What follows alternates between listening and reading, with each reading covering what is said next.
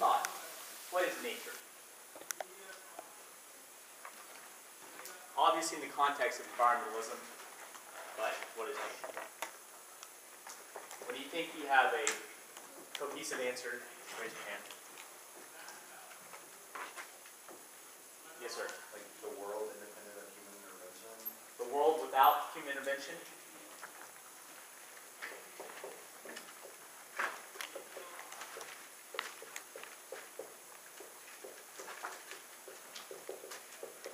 Okay, yeah, absolutely.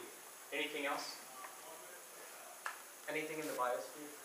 Anything in the biosphere. Okay, so you would say then just everything is nature. Okay, interesting view. I like that. What else? Any other views? So who agrees with this view? Raise your hand if you agree with nature is defined as the world without human intervention. Raise your hand, come on, don't, raise your hand. Okay, why do you agree with that? Because it's kind of like what's natural, and sometimes like man-made things are considered unnatural. Sure. So this is a really interesting question. And one of the beginning tenets of philosophy, especially in Greek culture, was an attempt to determine what is this thing called nature? What makes us human? What makes human as distinct from nature, right? And this was one of the prevailing views, was the world without human intervention. If we didn't have humans, everything would be nature, right? But we came away from nature. What philosophies can you think of that sort of hold this view? It's pretty common. Like social contract theory? Absolutely. Social contract theory. Yes, absolutely. So why is that true? What is significant about social contract theory? This influence is giant. Well, like, the state of nature is horrible, and then The state of nature is horrible, right? We all learned from John Locke that we try to escape the state of nature. Why? Why do we do that? Why do we escape the state of nature? It's because nature is cold and there are mosquitoes. Right. Nature sucks. Have you ever been camping? Have you ever had to sleep on the ground? It is really unfortunate. Okay. Right. Have you ever had to go camping? It's the worst, right? This is the general view. Also, don't know if you knew this, they're like bears and sharks in nature, right? All kinds of like scary things that can eat you. Yeah. So what this did is it led us to this idea of the animal-human dichotomy, right? Animals are over here and humans are over here. This view was most certainly solidified in Derrida's analysis of animal as the general singular. When we say the word animal, what are we talking about?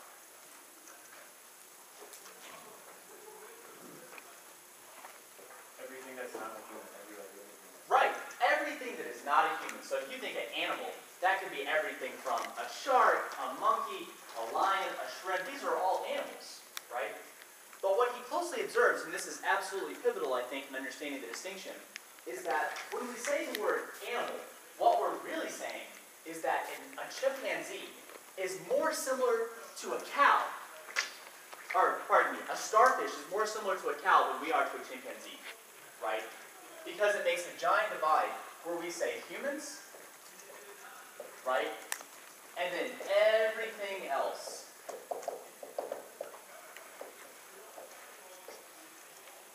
And it's amazing how this viewpoint is echoed throughout philosophical history. So, for example, what trait, according to Kant, do we need to possess in order to make metaphysical distinctions? Like rationality. Rationality. What's rationality? Like the ability of reason. Yes, I can analyze things and I can decide that this is good, this is bad. This is good rationale, right? This thing that animals don't have, right? So rationality. What's another big one? What's another big trait that animals supposedly don't have, and because they don't have it, they have less moral consideration? Empathy, absolutely, yeah. So if I'm standing before a lion, and I'm like, Mr. Lion, I've had a really bad day, I don't know if you know this, I had to give this long lecture, please don't eat me. And the lion says, oh, well, I didn't realize. Does that happen? No. The animal does not care. Or the lion does not care. Lion's going to eat, right? Empathy, absolutely. What else? The big one, the star of the show, language, right? Every philosopher argues, well, a lot of philosophers will argue that language is a big And this has led us to this very intense idea of the general singular.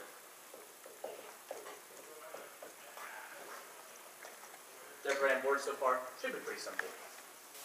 Now, I'm not going to spend most of the time discussing the reason why this is a bad thing. We will talk about it to some degree. Most of this lecture is going to be very optimist. The way that we can look at alternatives and viewpoints of the world, the way that we can construct ethics in a way that is not human-centric, or at least not only human-centric, right, but extends that view to other things. So for a quick definition, what's anthropocentrism? Yes, sir. The focus that, or the idea that humans are like more salient or like more important than animals in general. Sure, sure. So Dr. Caldecott, a professor at the University of North Texas here, gives us a really great definition. He says, an anthropocentric environmental ethic grants moral standing exclusively to human beings and considers non-human natural entities and nature as a whole to be only a means for human ends. In one sense, any human outlook is necessarily anthropocentric. So we've identified some of the ways that essentially we were able to make that moral distinction. Okay, that moral distinction is normally going to be something like language. Let's see, language, empathy, or rationale. Those are the big three. And that's been for like, seriously, like thousands of years in philosophy. So now we start to recognize that we're having this problem with the environment. How do we respond? How do we change our ethic? And the first thing I want to talk about is this argument that Aldo Leopold makes in his article, Thinking Like a Mountain. Has anybody ever heard of Leopold? Land ethic? If you're in my lab, that doesn't count, right? Yes, if you're in my lab, you've heard of it. So Aldo Leopold gives us a really good understanding of how to not be anthropocentric, or at least attempt not to be. He lived on a mountain in Colorado, and what happened was, every year, hunters would come to his mountain, and they would hunt the deer, great deer population. And the hunters were always in competition with wolves. Okay, there were timber wolves there, timber wolves were going after the deer, he's whatever, right, makes sense.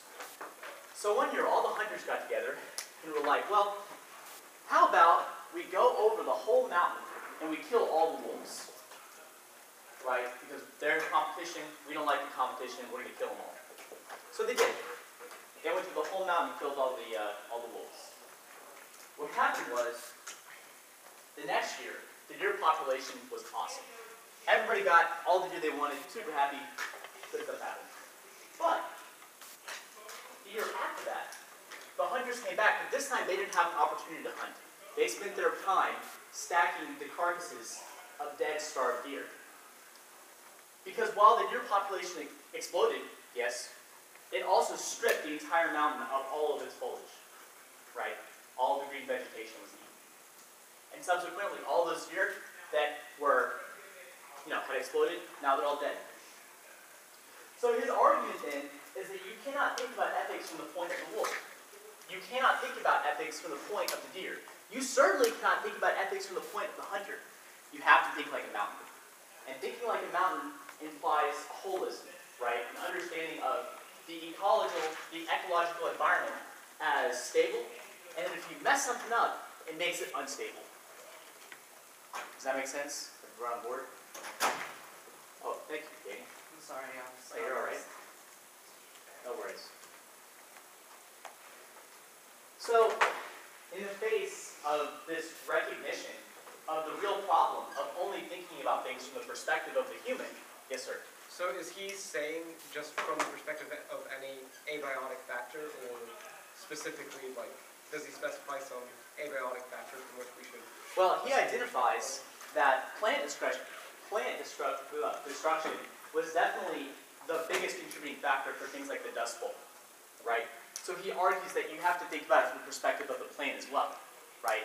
What does the plant attempt to do? What is its role? How does it function, right? It's not enough just to think about it from the perspective of animals, because if we did, then we would tell all the deer, hey, you can eat as much foliage as you need, right? We have to think about it from the perspective of the plant too. It's a good question. Does that answer your question? Kind of, yes. Kind of? Do you have a sub-question? Because, yes, so in the first mountain example, it's that, like, the mountain encompasses all the balance that goes on around it between, like, the predator-prey relationship. Right. So that's saying that, like, because the mountain is an abiotic factor that's not directly involved in the process, it just observes it. That's why it's preferable to look from its perspective, correct? Oh, yes. Actually, that's very good analysis. Yes, he says that it doesn't have a point of view, right? In the sense that it's like it's not the plant, it's not the deer, right? It's the thing that is neutral. Yeah. Okay. There's this kind of cool quote by Aldo Leopold. He says, after analyzing the situation, he says, "I now suspect that just as the deer herd lives in mortal fear of its wolves, so does a mountain live in mortal fear of its deer." Because deer represent just as much of a threat as the wolf does, right? Does everybody follow along so far? So what's interesting to note about Aldo Leopold's example is that he says that we should not be anthropocentric, but not in the sense that humans are somehow out of the equation, right? What he really wants to do is take this line away, right? Because his argument is that we were part in that situation of the ecology that had grown around the mountain, right? We were just as important. Perhaps there weren't going to be enough wolves to compete with the deer either. We needed humans. So humans are not somehow excluded from the scenario. Instead, what he advocates is when we're looking at the value systems, instead of one being on top, it should just be, well, not even really a line. Just kind of everywhere, right? So you have like, brim, lions, et cetera, et cetera, et cetera. And they would sort of pepper the way we understand ethics rather than one being on top of the value hierarchy. And we're going to talk a little bit more about why value hierarchies are so important. So in response to Aldo Leopold's thinking, right, in the situation that happened in the mountain, there have essentially been two major trains of thought that produced from it. One is shallow ecology, and one is deep ecology. We're going to talk about the merits of both of these. What might shallow ecology be?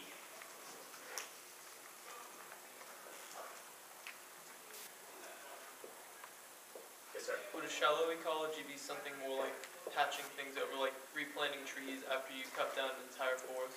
Or like a few trees, not all the trees? Right. Shallow ecology is normally a conservation strategy, okay?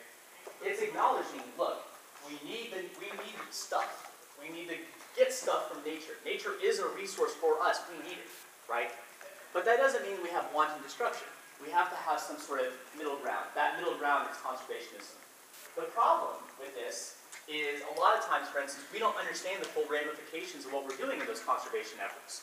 For example, what tree do we normally plant in response to cutting down really old oaks and like maples? What tree do we plant normally? Don't answer if you're in my lab. It's cheating. Pine trees. Why? Why do we plant pine trees? They grow quickly and they can make more wood. They're fast. They're easy, right? They make a lot of wood. That wood is very pliable. It's very easy to transport. It's very light, right? There's so many advantages of this wood. What might be some of the ramifications of only using pine trees? We decrease biodiversity. Yeah, absolutely. We certainly aren't using all the same kind of trees. But why might me using that tree be bad? All right, here my lucky answer. Yes. Okay, the pine straw is on the ground, so it like kills the ground around. Absolutely. If you ever are in a pine forest, you'll notice there's not a lot of other plant life, right? Because the pine suffocates everything else out, right? It's also very sappy, etc. So once again, we see that our conservation efforts, when we think about things just from the perspective of the human, we run into like really big problems. But shallow ecology still says that it doesn't matter because the reality is we can't escape that anthropocentric lens. We will always think about it from the view of the human, right? So what that then means is that we have to think of our needs first. True, but we still conserve things for the sake of ourselves. So if we're part of the environment, and the environment goes under, that probably means some bad stuff for us, right? Does that make sense? Right? Extinction, climate change, we care about this stuff, normally. But shallow ecology says we only care about that stuff from the perspective of our own self-interest. Does that make sense? Now what's key here is that a lot of people will argue that shallow ecology is not a good enough method because it is so human-centered. And yet, what benefits do you see? You might see that in thinking like a mountain, we still conserve, we still pay attention to biodiversity, we still pay attention to making sure that species don't go extinct. Now let me give you an example on that one because that one's a little bit complicated. There's recently some literature published, I think it was by Yale, talking about how the mosquito might be removed from the ecosystem entirely, and why that might be a totally fine thing. What are some of the negatives of mosquitoes? One big one. What disease? Malaria, right? Mosquitoes carry malaria. So the reason why this is significant is the thought process is, if we can remove the mosquito entirely, that might mean that we eradicate malaria, which might save like millions of people every year, right? Sounds pretty good. Their analysis indicates that the mosquito is not often used for food, because in its adult stage, it would take a bass, in most fish, more energy jumping out of the air to get that mosquito than it would if they just didn't do anything at all. So they argued that the mosquito is not a really relevant part of the ecosystem. But what they didn't do is that they didn't look at the mosquito in its larva phase. Have y'all ever seen a mosquito in its larva phase? Who has? Raise your hand. How many mosquitoes do you see whenever you see them in the larva phase? There's a lot. They just go up still water. If there is a small puddle of still water, they'll be the whole thing, right? They don't just breed in still water though, right? It's also in shallow ponds. They also do it in shallow parts of lakes. The reason why this is significant is as the bass travels forward, all he has to do is open his mouth. And all of a sudden, that's a lot of protein. So you're wondering, why am I talking so much about mosquitoes? Because the reality is that when we think about it from the human perspective, when we think about it from the stage of, well, that mosquito carries malaria, we don't think about the holistic implications of the mosquito, which is that, does it carry malaria always? Does it always pose a threat? No. In its pupal form, it is nothing but a food source, right? No threat to us. But once again, this is evidence to suggest that you have to think like a mountain. You cannot think about it from the perspective of only the human. You have to think about it from the perspective of both the mosquito and the bass. Does that make sense? So what might be the negatives then of shallow ecology?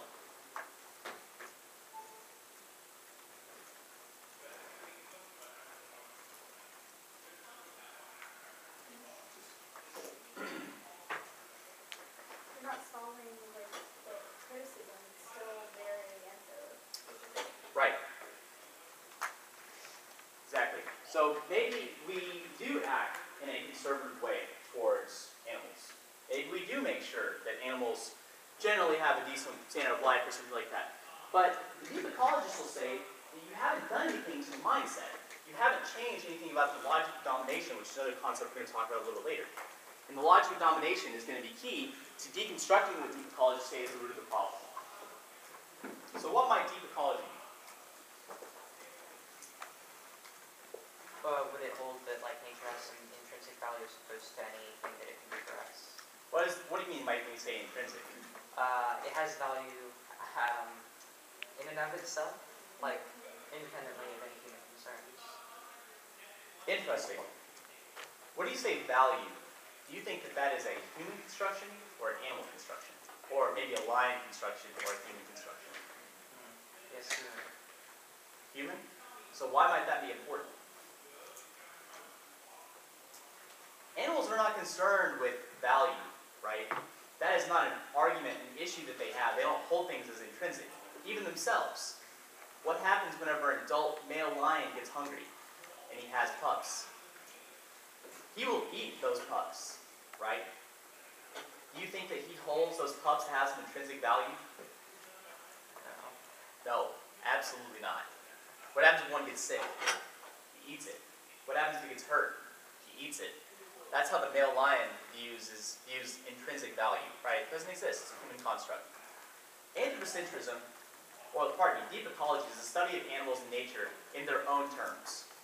Now, this is a Heideggerian concept, but my area of specialty is Heideggerian ecofeminism. So that's kind of how I think about deep ecology. So, did anyone here go to the Continental lecture? Okay, plenty of you went to the, okay, wonderful. So, whenever we're talking about the human, right, trying to figure out what it means to uncover the anthropology of human, what might go into those things? What are some things that all of us share? That's what Heidegger's up to, right? No guesses? Nobody learned anything from the Heideggerian lecture? Oh, that's a shame. Ben, what's Heidegger? Wow, I would have to pull up my notes. Good. We all die. Absolutely. So we all die. That's one of them.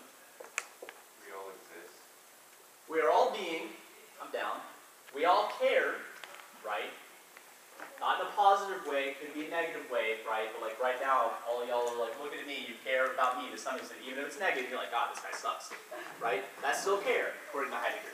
So that's the terms of the, yes sir, what can I do? Oh, but was it that we all have an ontic? No, ONTIC is about a regional investigation that we do. That's something that we act. So like math, science, those are ONTIC investigations. Okay. No, you're okay. So ONTIC's important though, for other reasons. So the reason why this is significant though, is because if we can uncover what it means to be human, is it perhaps possible that we could uncover what it means to be shrimp, what it means to be a lion, what it means to be a bird, what it means to be a mosquito? Now the immediate difficulty that comes to mind is what? I'm not a mosquito. I'm not a lion. I'm not a shrimp, right? And yet, is there anything in the world that understands the shrimpness of being shrimp more than the shrimp? The shrimp gets shrimpness more than any of us. Just like humans understand being human more than any other creature, right? So if we see things from the perspective of the bass, should we have eliminated the mosquito? No, right? The mosquito in the pupal form offers a lot of nourishment. So similarly, what else perhaps can we uncover about animals if we think of things that way? What tool might that offer us? A holistic viewpoint, absolutely. But if I'm looking at one animal, I'm like, man, I really wish I understood this bass, right? What can I do to observe it?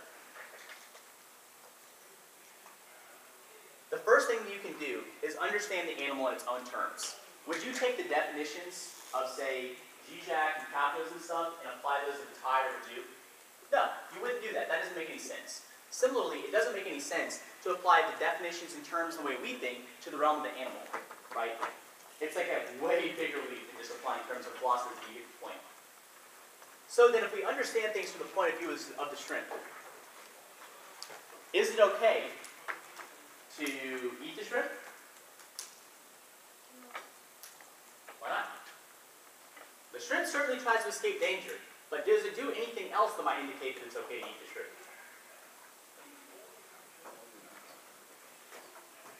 Okay, let me give you an example. Should we have shot the deer? Should we let the wolves eat the deer? Yes, we acknowledge that that was a necessary thing for having a holistic view of the environment, right? What happens if we stop eating shrimp? What happens if we stop eating, say, a very aggressive form of fish?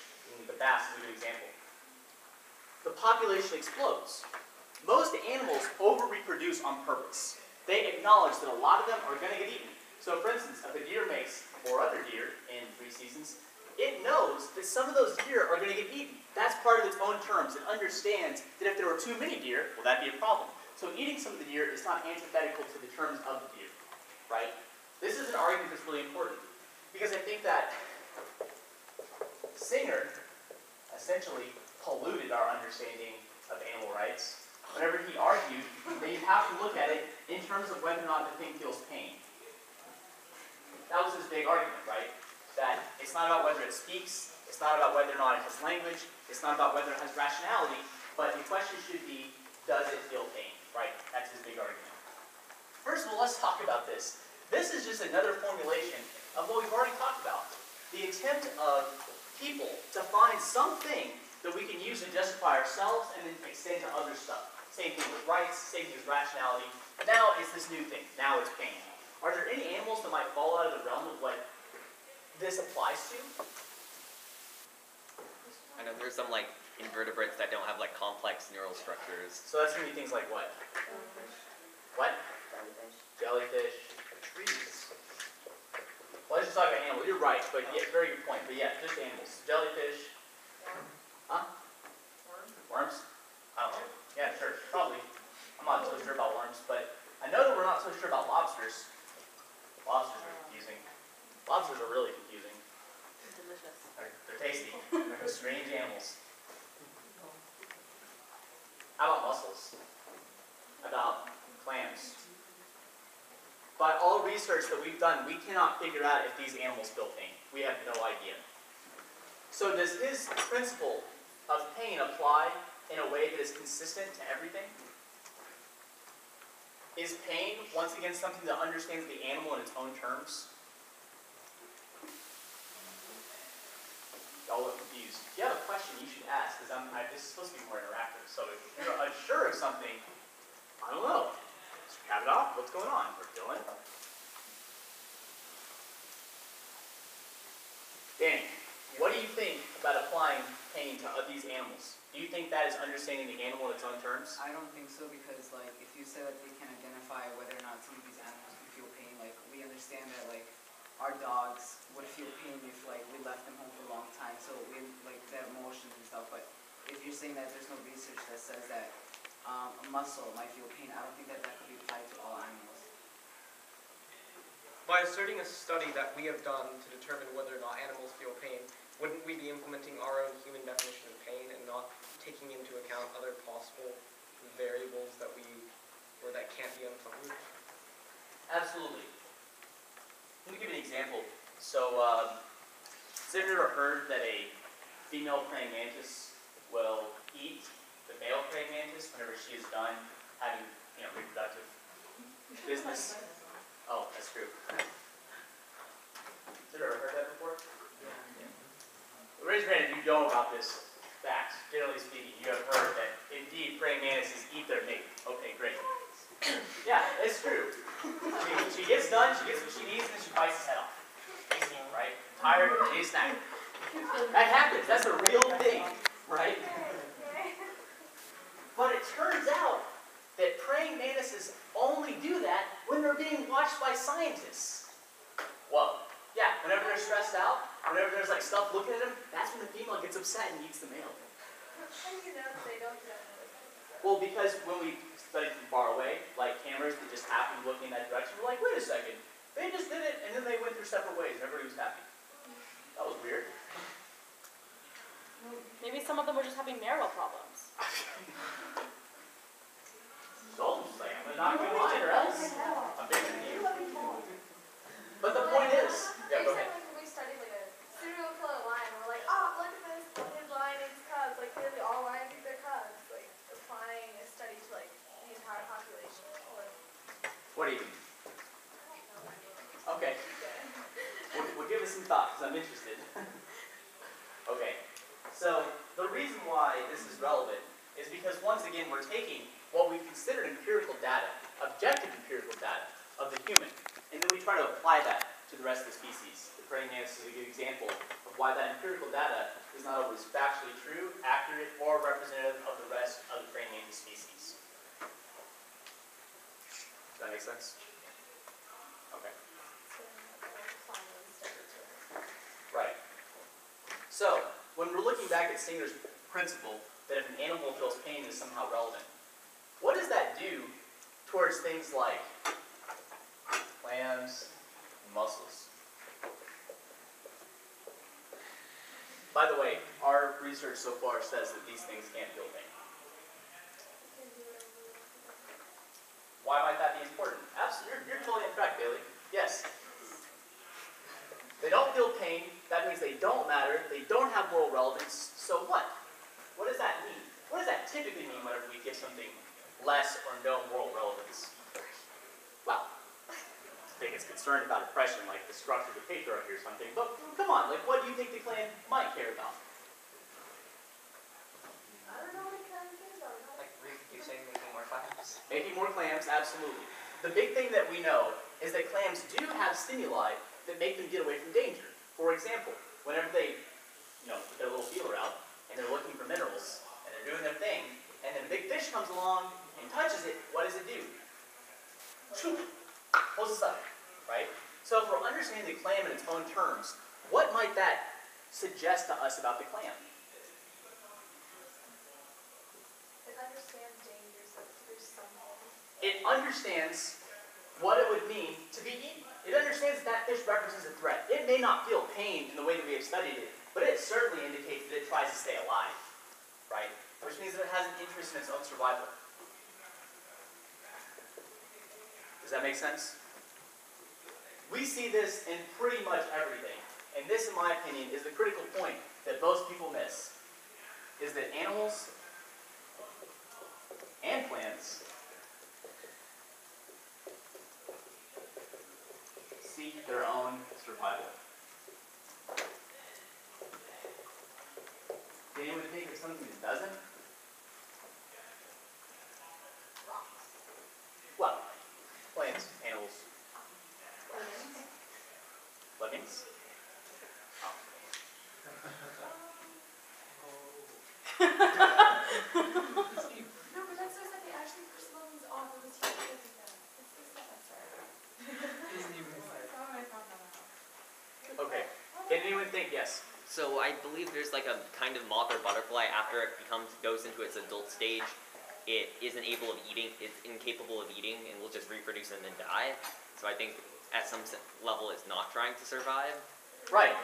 But this is the important part, right? You've acknowledged that despite that it does not care about its survival, it cares about survival, right? It cares about survival of its own species.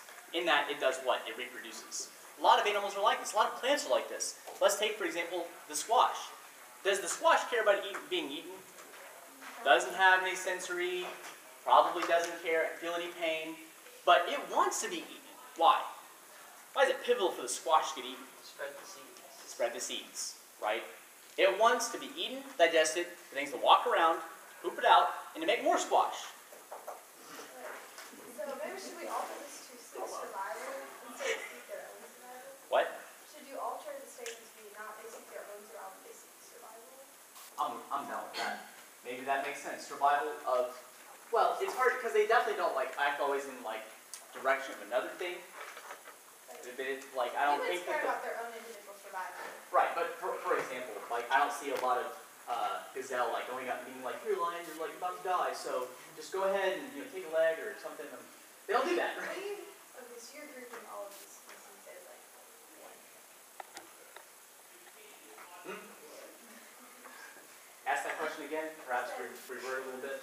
Okay, you said that animals and plants seek their own survival. When you talk about plants, you're talking about squashes seek their own survival, whatever. Yes. So as a species, I guess. Sure, that's a good way to think about it. Species groups, not individual squash seek their Right. survival of them. We understand that squash probably don't care about their personal survival, right? That squash, but they are interested in the interest of all squash. Makes sense, right? But the ethic of shallow ecology and those ethics that are still rationalist are compatible. What do you mean by that? Landon, what are we talking about? Unbelievable, thinking like a mountain. The argument, yeah. So you have to be in the mindset of the ecosystem? Well, that's what we've been talking about, thinking like a mountain, thinking about it from the perspective of the deer, thinking about it in terms of the perspective of the squash. How does the squash operate? What things does it try to do? Does anybody have any questions about how this interacts with the anthrope? Who's read or been read against an anthrope? Who's seen this before? Okay. So what typical alternatives do you see? What's typically the alt? Yes, Ben? Reject anthrope. Reject anthrope. No, well, to me, That's a common one. Just a second. So let's talk about reject anthrope. Based on everything we've talked about, how well does that work? What? Based on everything we've talked about, how well does that work? Not very strong. Not very well. The only thing that we understand is the humanness of being a human. We do not understand what it means to be a shrimp. We will never understand what it means to be a shrimp, a lion, or anything else. All we know is about being human. We can understand the animal in its own terms, but that's about as far as we can go. Right? So what are some other alternatives we've seen to the anthrope? You have one?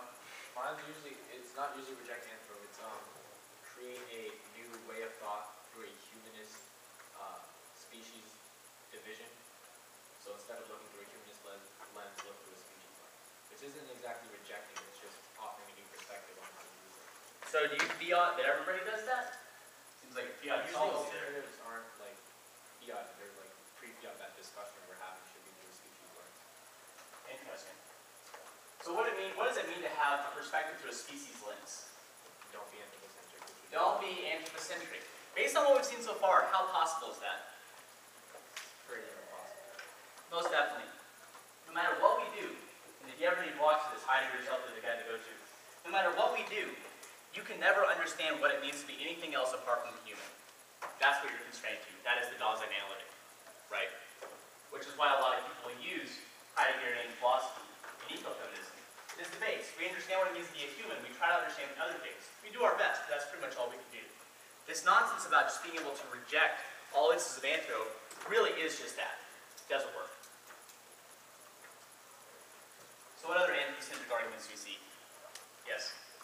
Embrace our inner animal. That's what I've heard. Okay, what's that mean? I didn't know what that meant. Did you beat it? Yeah, he couldn't explain it. Okay. Is that like that Deleuze argument? I don't know. Oh yeah, there is the Deleuze argument that's becoming animal. Okay, but I don't pretend to understand most of D&G in 1,000 Plateaus, so I'm not going to touch that. But okay. Anything else apart from D&G? Okay.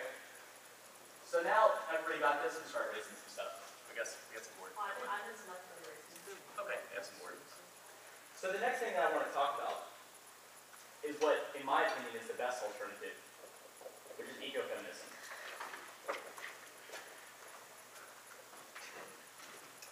Everybody heard what this is? Anybody know what this is? Wonderful. What's ecofeminism? Okay, so ecofeminism is kind of like an old ideology in which you combine some of the tenets of deep ecology and some of the tenets of feminism. And I don't know, I've heard in some cases that ecofeminism kind of like serves as it's like they work so well together because I don't know, in my opinion, I think this argument is kind of essentializing, but it like the earth and women and I don't know. Earth, women, okay, yeah. Anything else? Yes. Go ahead, right here. It's trying to, I think, draw a similarity in the fact that the same way that we treat the earth is often the same way how we're patriarchal and we often treat women in our society. Yes, absolutely. Absolutely. Very good explanation. There's more to it, though. Want to see if anybody else has any other ideas? Yes? I don't know how all this is, but there are a lot of cultures that characterize nature and earth as like Mother Nature or Mother Earth, and that recognize like that women are inherent in our understanding of nature. Yeah. And thus, the way we treat nature can also be applied to how we treat women, or the way we treat women is also how we apply to how we treat nature. Right. So like any kind of like women are lesser is also, or nature is lesser. Yeah. They're cross application. Sure. So what's interesting is that this argument arguably first came from Lucia Rigoraj, whenever she described that there is a similarity in the way that we view some of the value orientations. Oh, and by the way, Brooke, right? Yeah. I mean, most people will argue that Rigoraj is essentialist, right? And so, yeah, I mean, that has been a significant criticism of ecofeminism, is this identification that not all women like to reproduce. When you make feminism about reproduction, that's a problem. Just like me and Becca were talking about, 2 hours ago? Something like that. Yeah, still. Is that same person? Pardon? Yes, this is still the same person. You know what? I don't know how to spell it. It's fine. I looked up Iger. There you go. Pretty sure there's some A's in there. Yeah, there is. Rigoraj. I don't know. There was spelled with more I's last hour. More I's There makes was like a A's. second I in there. There were like 2 eyes. I just know it's a Rigoraj. I don't know. It's a Rigoraj. I don't know. Okay. Y'all know who we're talking about. It's not a big deal. You can look her up. This is reason. There you go. Okay. And what she recognized was that there is dualistic thinking.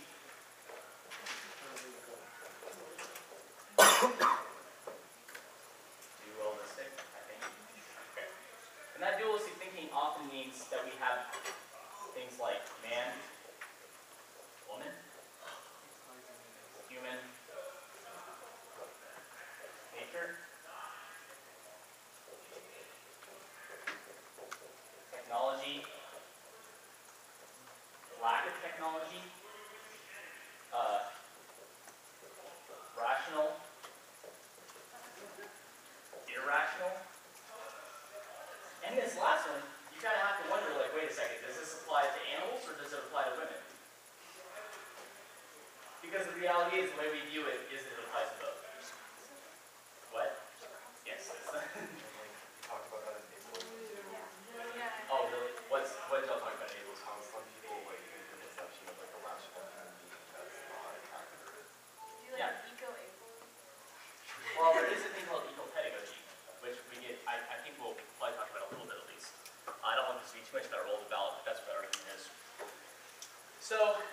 she observed, and also, let's see, Val Plumwood, in Mass Creative Nature, and Karen Warren, these are the two big people that did significant work for ecofeminism, argued that this dualistic thinking, right, these dichotomies that we see, one thing over here, one thing over here, does not just happen to apply to both. It is not just a coincidence that these things are associated in the same way, but rather, whenever we were looking for a reason to escape the state of nature, we were looking for a way to get away from the problems we were discussing. We did this. We made this sort of thought process in order to justify the subjugation of both. Does that make sense? Cool. So then, if you have to be a feminist to care about environmentalism, if you are environmentalism, what does that mean in terms of feminism? If you think that, for instance, this dualism is bad, and then you are, well, I'm a feminist, what does that also mean? The ecofeminist will argue that if you are a feminist, that means that you have to be an environmentalist, right? For the very reason that we acknowledge that the dualistic thinking, the hierarchical thinking, this right here, this is a problem. Now what happened is Karen Warren observed, later on in her explanation, is that while, yes, dualistic thinking is a problem, it's only really a problem when coupled with the logic of domination. And I think this is where ecofeminism really starts to show some teeth. Now, we've noticed things like hierarchy in values, or just in stuff, all the time. So, for example, let's say I were to ask the question, which one of these things changes your environment more? A beaver or a squirrel? Beaver. Beaver. Beaver, squirrel. Now which one? Beaver, squirrel, human. Human, beaver, squirrel. Now what about worm? Etc. So, we've used an example, I mean, who knows, maybe the worm changes a lot. They certainly do a lot. But we've used hierarchical thinking, right, to show a list of stuff. But we haven't done much until we apply the logic of domination. When we say that the thing on top, or in this case over here, the thing that is on the left is better than the things under it. And this for her is the crucial point, the turning point, that changes things just from hierarchies of values into oppressive hierarchies. Right? So for her, this is the real linchpin. This is when things get bad. Yes? When we start making hierarchies? No. Not when we make hierarchies. We can make hierarchies all day, right? Who's older? I think like some combination of us three, and then some combination of the rest of you, right? It's probably an age. Did we do anything there? No, we just described like a typology, that's it. All we've done is just say top-down X, Y. Just like we did with the squirrel of the humans. We just described a top-down thinking. But did we do much? No, we haven't ascribed the normative value to that. The problem is when we apply this thing called the logic of domination. The logic of domination is essentially a litmus test for any use of oppression, and she argues that this applies to sexism, racism, speciesism. Any ism you can think of requires this sort of thinking. So why might that be important for an alt? It can apply to everything. It can apply to everything, but what is important about it? Why can't it just be perm easily? Because it allows you to make root cause claims. Yes, absolutely. This is essentially what this argument is good for, is making a claim about what the root cause of domination is. It's not about understanding the distinction between two things. It's about when you make a distinction between two things, and then you apply the logic of domination to it. The logic of domination, according to Warren, is any form of power that says that the thing on top or the thing on the left is more important. Because that justifies the isms. Does that make sense? So then, yes? The call domination to understand why is it specific that you are going to be like that ecology is not Why is it significant that you recognize the intersection of these particular two things? Yeah. It could have been any two things, but the reason why this is important is because these motifs in her argument, Warren's argument, and Plumwood echoes this, is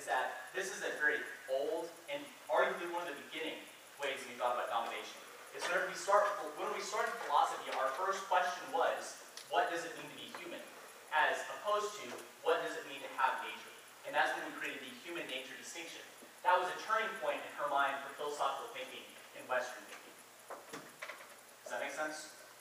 So this is why the root cause claim is pretty good, because that's what most of that early philosophy was about, trying to figure out what it meant to be a human. Yes? Wait, so that would mean that the division between like humans and everything else, that wouldn't be bad until we like prescribe logical domination, saying that humans are like better. Right. So you can talk about why humans are rational. You can talk about why humans are good at language. But the only problem is whenever you couple that with saying, if you don't have language, you are worse. And that is when it becomes a problem, right? Because that means it doesn't have moral relevance. So in that way, ecofeminism kind of steals some of the work of Singer, right? But applies it in a way that is more consistent. Because we described before, Singer's principle is not consistent. It doesn't apply to everything. Does that make sense? Yes? In regards to perming it, I get the idea that, like, so if it's a root cause argument, we're going to say, like, we have to fix this problem first before we can, like, perm the argument. Like, it's not permable because the root cause, but, like, couldn't you maybe make a perm that, like, we should do the app for, like, this instant really quick because it's, like, a try or die situation and then do the critique, like, the ultimate critique? Is that, like, a viable perm against it, or is it something that can just never be permed? Like, is there a way to perm that all? Well, let me put it to you this way. We read this framework on apps, okay? This is not an argument that is incompatible with an app world, but it's about how you phrase that in terms of what the competition is and what you can argue the net benefit is, obviously, like any permutation. So the argument that you would want to be making on the alt is that the permutation always has a negative benefit of not addressing the logic of domination or the value hierarchy, right? Which, in Karen Warren's words, that is what justifies the rest of oppression, right? It is the thing that continues to justify it, right? And has always continued to justify it since the beginning of Western civilization. Does that make sense? It's like, no matter what, like, I guess the action we take next will be, like, rooted in that. Say that one more time? Whatever action we take, no matter what next, will be rooted in the logic of domination. Right. Dylan, what else do you think about, like, weighing arguments? So if we weigh impacts, and my impact only affects humans, and then the perm solves both, or, for example, we save humans first, how does that relate to the language of decay or the framework you've established? Yeah, good question. So another important tenet of ecofeminism is that it is a phenomenological approach. Okay, so what does that mean? What is phenomena? What is the phenomenological? Care more about the, like, instead of the actual subject, care more about, like, the surroundings, I guess. Not so much. Phenomenology is the study of particulars. Okay, that's the battle cry of phenomenology, right? The reason why the study of particulars is important is because it allows subjects and things to reveal themselves to us. This is a good example when we were talking before about understanding animals in their own terms. We allow the animal to reveal itself to us. We do not prescribe some sort of value onto the animal. That would be the objective view, right? Does everybody understand the difference there? The objective view would say that language matters for everything, and then it doesn't apply to the animal, right? Or rationalism or something. Yes?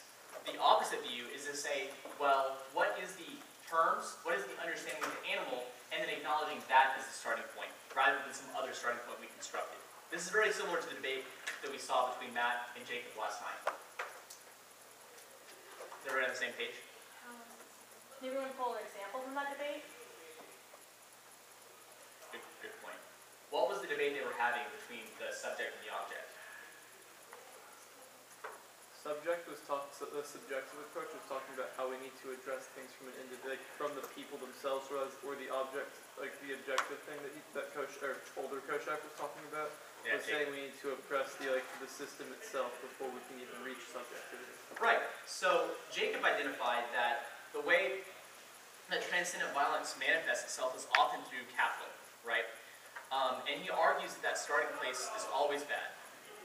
Not sometimes, not in certain circumstances, that transcendent violence is a bad thing. That is an objective starting point, right? Because we acknowledge some universal principle that we apply to stuff. What was younger Koshak, Matthew's response? What was his perspective?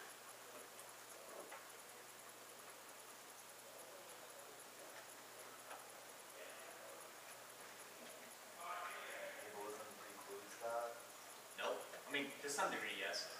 So Matthew's argument was that we have to look at the narratives of those who experience and feel oppression. We should have a bottom-up approach, not a top-down approach, right?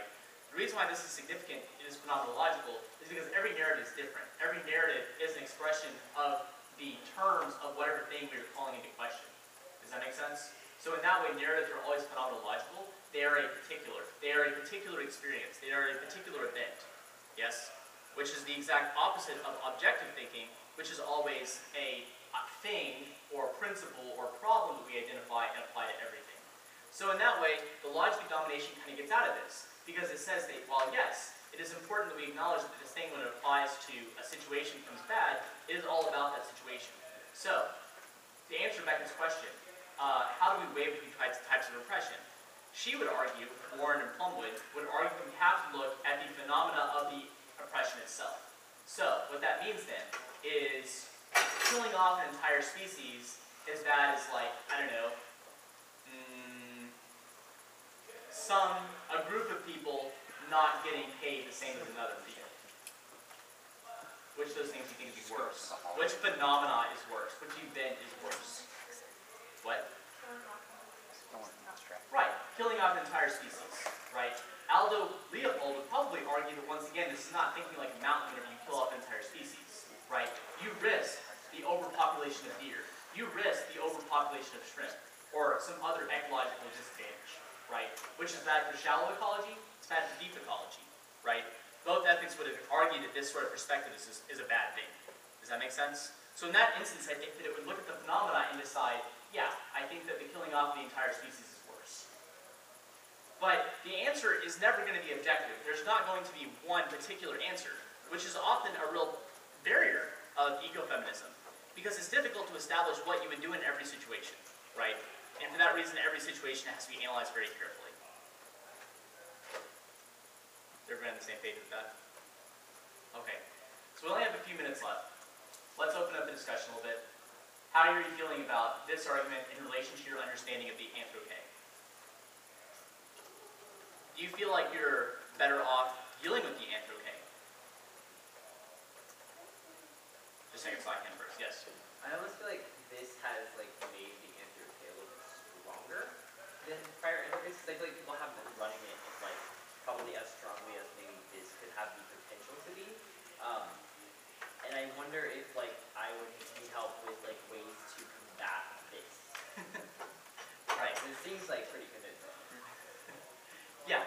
This also is, of course, a lecture on how to better run the anthrope. Yes, I completely agree.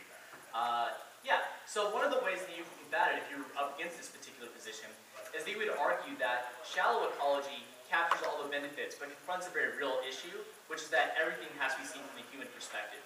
So you would argue then that your attempt to divorce yourself from the human perspective is a bad thing, and that is a reason why you should prefer the shallow ecological position.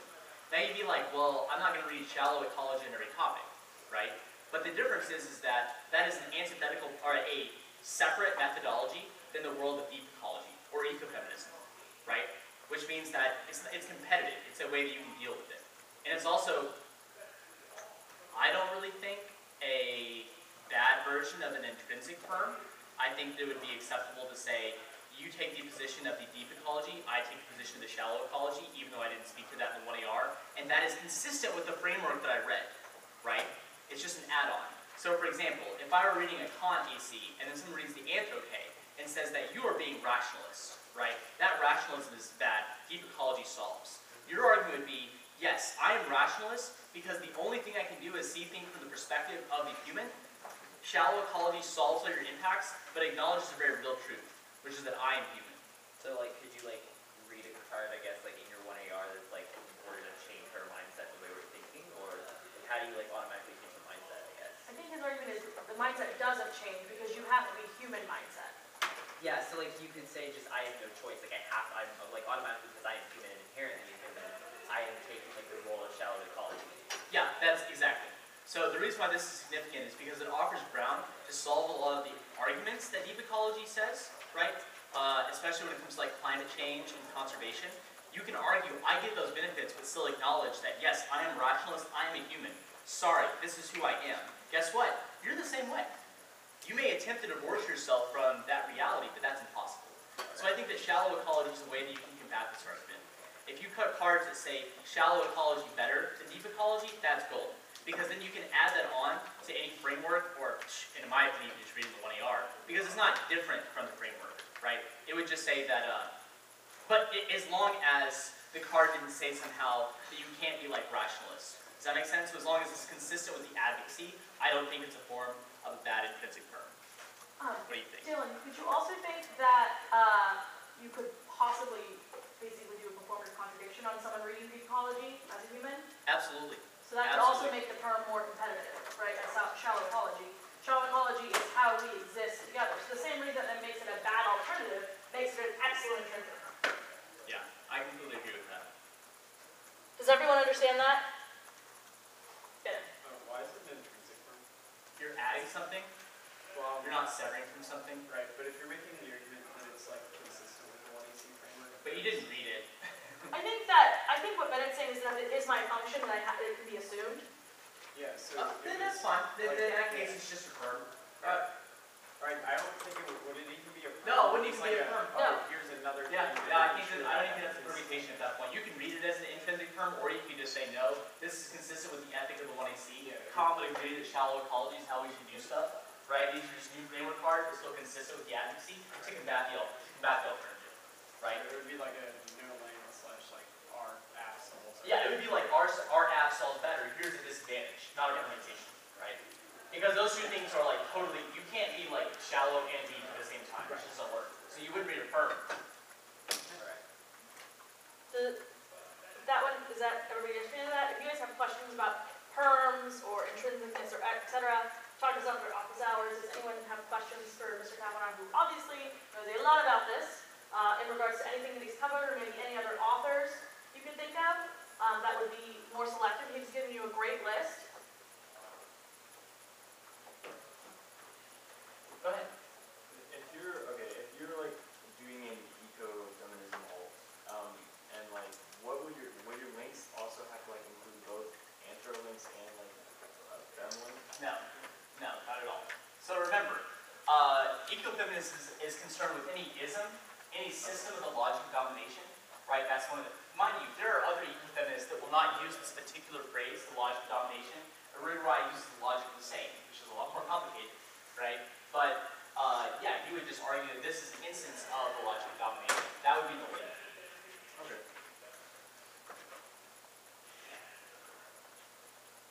Any other questions? Yes. How does the ecofem all overcome logic? Well, ecofeminism is all about recognizing that those patterns, the motifs, the things that sort of tumble through history in ways that we subjugate both nature and women, right? Just like recognize it and that solves it? No, it's not rejecting instances of the logic of domination. It's not about just looking at it, it's about rejecting it. So for instance, if we were in a situation where I saw a policy where a man was paying a woman less, he would be doing that probably for some reason of oppression, he's a sexist or something.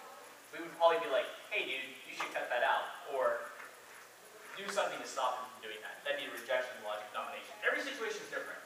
Which is what I was talking about before. It's tough because you really do have to analyze literally every single circumstance. That's the difficulty with phenomenology, right? Because it doesn't offer us much in terms of circumstances. We have to let the circumstances reveal themselves to us, right? And do our best to understand them in their own terms. Now, thankfully, with resolutions, we are often given those terms beforehand, right? We can analyze and look at authors and what they have said about those circumstances. Does that make sense? So it's not nearly as tough. Yes? So what authors talk about like shallow ecology specifically? Like just overall shallow ecology, like the difference between shallow ecology and deep ecology and why? Yeah. The best one is probably Dean Curtin. Curtin.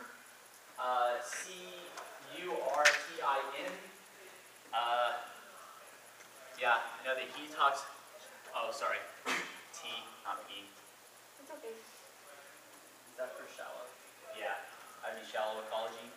Deep ecology, a good example is going to be Bard Callicott, B-A-I-R-D, Callicott. He's actually a professor here at the University of North Texas. He is also one of the pioneers of environmental ethics as a field. The man is a rock star. Doesn't he teach in that building that is entirely self-sustaining on the four corners? The environmental science building? It is very cool. Yes. Has turtles out front. That is where I spend my time most of my academic The career. whole building is its own ecosystem. It's pretty cool. Wait, where? Environmental science building at the edge of campus. Can we take a field trip? It's not that exciting, but yes, people do take field trips there almost every single day. Schools come all the time. Where? How far away do I have to walk? It's close to Like half a mile. But I think they have the building closed off for summer camps right now. Oh, do they? Oh, That's okay. what Dr. Allen is. Okay. Yeah. Brian would know. Next Okay. time. Well, that's pretty much it, guys. Yeah.